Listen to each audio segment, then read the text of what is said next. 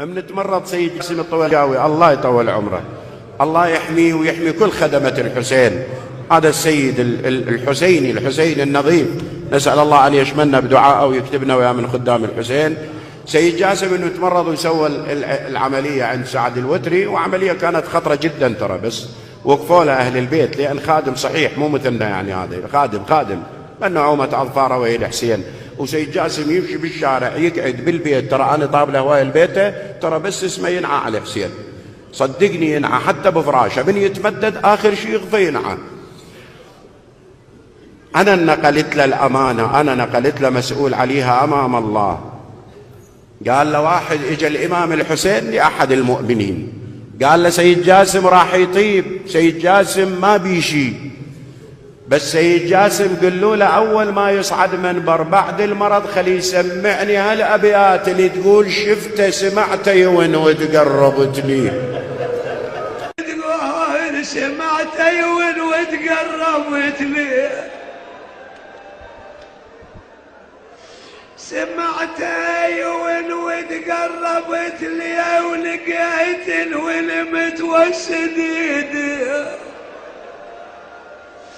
ولقيت 1900 جرح بي،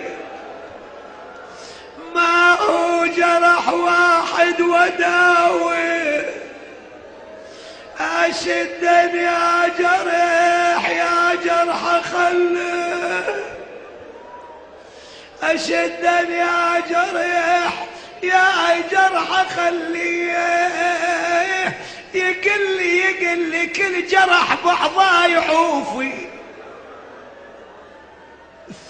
أخويا يا أخو